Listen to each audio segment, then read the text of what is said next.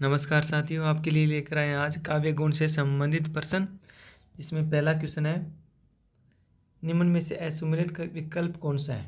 यहाँ पे रचना और रचनाकार का नाम दे रखा है, उनमें से हमें असुमेलित विकल्प देखना है। देखो पहला क्वेश्चन है, पहला है आचार्य वामन। आचार्य वामन की रचना काव्य अलंकार सूत्रवती, तो ये सही है। आचार्य भामह, इनकी रचना काव्य अलंकार, ये भी सही है। आचार्य दंडी साहित्य दर्पण, तो ये रचना इनकी नहीं है। साहित्य दर्पण की रचनाकार है आचार्य विश्वनाथ। आचार्य विश्वनाथ हैं साहित्य दर्पण की रचनाकार है। आचार्य दंडी की रचना है काव्यदर्श। इनकी रचना कौन सी है? काव्यदर्श। काव्यदर्श। तो इसके बाद में आचार्य मम्मट, इनकी रचना काव्य प्रकाश है, ये सही है। तो इसमें पूछा है निम्न में से असम्मिलित विकल्प कौन सा है, तो असम्मिलित विकल्प है वो तीसरा स है। आचार्य दंडी है, उनकी साहित्य दर्पण रचना नहीं है।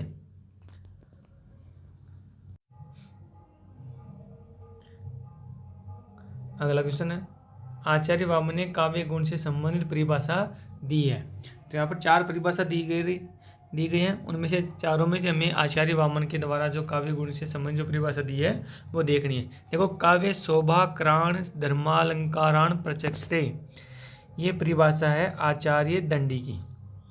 ये परिभाषा है आचार्य दंडी की, आचार्य वामन की नहीं है। अगला, काव्य शोभाया कर्तारो धर्मा गुणा, ये परिभाषा है आचार्य वामन की।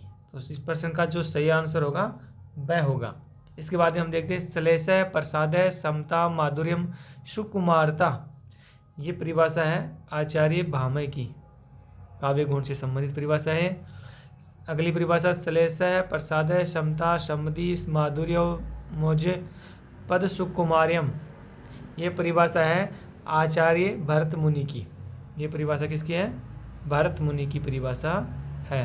तो आचार्य वामन की जो परिभाषा है वो है काव्य शोभाया कर्तारो धर्मा गुणा है तदति से हेते वत्सलंकारा, यानी इनके बाद में और परिभाषा दी है। इसके बाद देख, तो अगला है आचार्य भरत मुनि ने सर्वप्रथम काव्य गुण कितने स्वीकार किए। आचार्य भरत मुनि के द्वारा काव्य गुण कितने स्वीकार किए गए हैं, तो 10 काव्य गुण स्वीकार किए गए हैं। इसके बाद में काव्य शास्त्र में सर्वाधिक काव्य गुण स्वीकार करने वाले आचार्य हैं। तो इनमें सबसे ज़्यादा काव्य गुण स्वीकार करने वाले हैं, देखो इसमें हम देखते हैं आचार्य वामन। आचार्य वामन ने मुख्यतः 2 प्रकार के काव्य गुण स्वीकार किए हैं, जिसमें एक तो अर्थ गुण और एक शब्द गुण। फिर उन्होंने 10-10 भेद कर दिए। इस प्रकार से इन्होंने कुल 20 काव्य गुण स्वीकार किए आचार्य वामन ने। आचार्य दंडी हैं, इन्होंने 10 काव्य गुण स्वीकार किए हैं। इसके बाद में आचार्य भोजराज। आचार्य भोजराज ने सर्वाधिक 48 काव्य गुण स्वीकार किए हैं। 48 काव्य गुण स्वीकार किए हैं आचार्य भोजराज ने।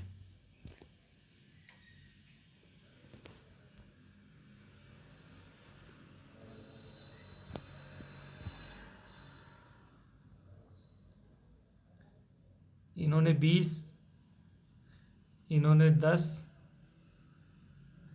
इन्होंने 48 कौन कौन से गुण स्वीकार किए हैं? 24 शब्द गुण और 24 अर्थ गुण स्वीकार किए हैं। यानी उन्होंने शब्द गुणों को बाह्य गुण कहा है और अर्थ गुणों को इन्होंने आभ्यंतर गुण कहा है। आचार्य मम्मट ने 3 ही काव्य गुण स्वीकार किए हैं, जो प्रसाद ओज माधुर्य है। तो सर्वाधिक काव्य गुण स्वीकार करने वाले आचार्य हैं आचार्य भोजराज, जिनकी रचना सरस्वती कंठाभरण, सरस्वती कंठाभरण,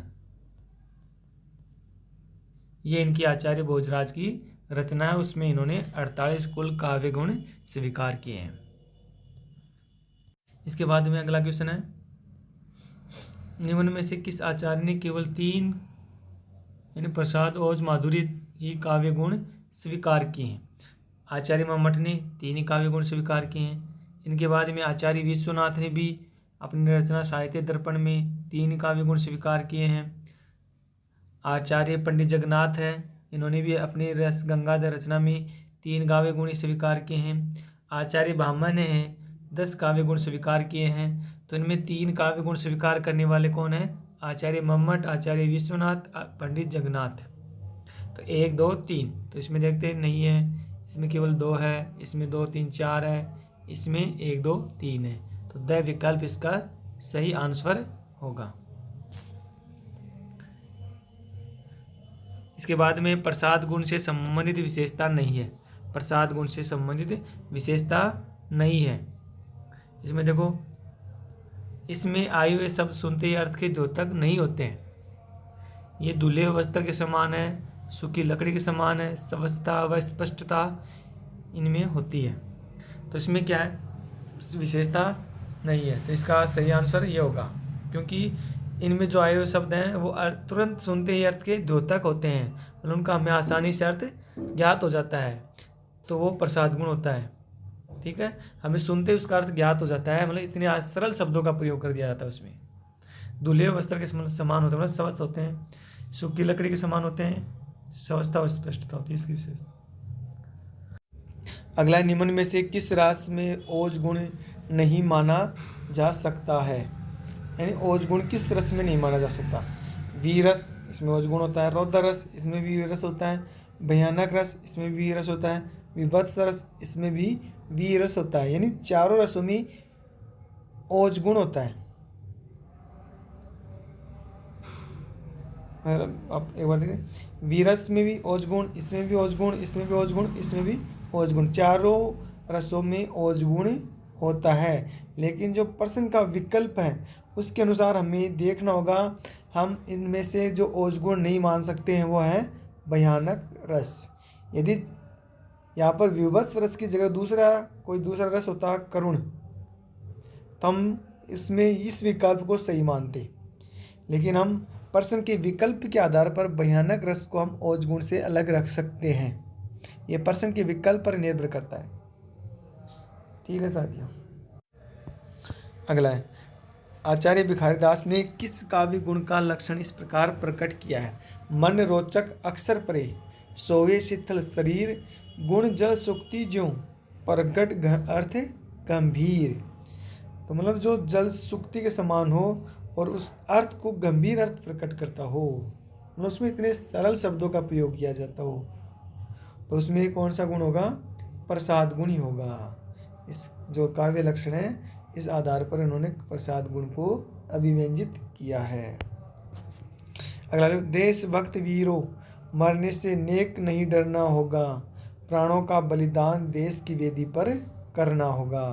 तो इसमें जो रस दे रखा है वो कौन सा रस दे रखा है? वीरस। तो वीरस में कौन सा काव्य गुण माना जाता है? वीरस में काव्य गुण माना जाता है ओज काव्य गुण माना जाता है। अगला देखो, जिस काव्य में संयुक्ताक्षरों, तय वर्गीय वर्णों, सामासिक पदों का पूर्ण अभाव पाया जाता है या अत्यल्प प्रयोग किया जाता है, तो उसमें काव्य गुण होगा।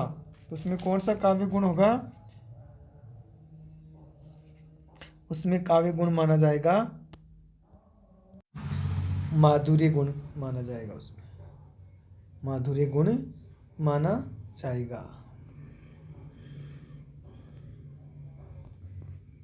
चलो, इसके बाद में निम्न में से असुमिलित विकल्प कौन सा है? असुमिलित विकल्प कौन सा है? प्रसाद गुण का दे रखा है, बतरस लालच लाल की मुरलीधरी लुकाए, बतरस लालच लाल की मुरलीधरी लुकाए। तो इसमें कौन सा काव्य गुण माना जाएगा? तो इसमें देखते हैं, बतरस लालच लाल की, इसमें असुमिलित विकल्प कौन सा है पूछा है। तो बतरस यानी बातों के लालच में श्री कृष्ण से गोपियों ने बातों के लालच में उसकी मुरली छुपा ली, यानी जो गोपियाँ और श्री कृष्ण के प्रति जो भाव था वो माधुर्यता से पूर्ण था। तो इसमें जो असुमिलित विकल्प कौन सा होगा? वो होगा प्रसाद गुण के साथ में जो ये पद दे रखा है इसमें माधुर्य गुण माना जाएगा, इसमें प्रसाद गुण नहीं होगा। तो जो असुमिलित विकल्प होगा वो यही होगा। आगे देखते हैं ओज गुण, जय चमुंड, जय चंडमुंड भंडासुर खंडिनी। तो इसमें जो किससे शब्दों का प्रयोग किया गया है? टय वर्गीय वर्णों का पदों का प्रयोग किया गया है। तो इसमें ओज गुण माना जाएगा, सही है। माधुर्य गुण कहत नटत खिजत खिजत मिलत खिलत लजियात, इसमें जो नायक नायिका हैं वो कहते हैं एक दूसरे से, फिर नट जाते हैं, फिर नायिका उसके ऊपर रिझ जाती है, तो रिझती है वो खिंच जाता है, चिढ़ जाती है, फिर मिलते खिलते लजियात, दोनों की नज़रें मिलती हैं और दोनों नज़रें मिलने से वो लज्जा से भर जाते हैं। तो इस प्रकार का माधुर्य गुण इसमें। श्रृंगार रस का प्रयोग हुआ। प्रसाद गुण जाकी रही भावना जैसी प्रभु मुर देखी तिन तेसी, यानी सरल शब्दों का प्रयोग किया गया इसमें। तो इसमें कौन सा गुण होगा? प्रसाद गुण होगा। तो इसमें जो पहला विकल्प है वो सही नहीं है, असम्मिलित विकल्प है।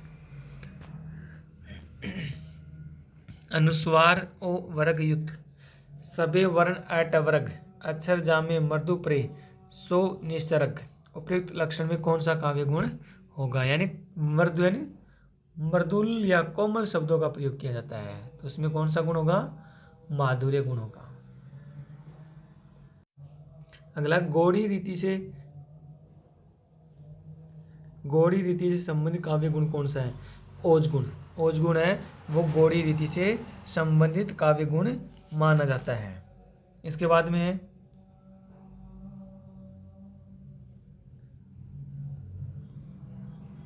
माधुर्य गुण से संबंधित रस नहीं है।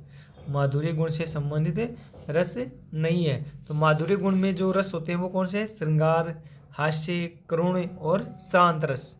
इन रसों में जो रचना होगी वो माधुर्य रस से संबंधित माना जाएगी, माधुर्य गुण से संबंधित रचना मानी जाएगी। जो भयानक रस है उसमें माधुर्य गुण नहीं होगा, उसमें कौन सा गुण होगा? ओज गुण होगा, जिसको हम विकल्प से देख सकते हैं। इसके बाद में नर हो न निराश करो मन को, इस पंक्ति में काव्य गुण कौन सा है? नर हो न निराश करो मन को, यानी नर हो इसलिए अपने मन को निराश मत करो। तो इसमें कौन सा गुण होगा? प्रसाद गुण होगा, ये प्रसाद गुण माना जाएगा। धन्यवाद साथियों।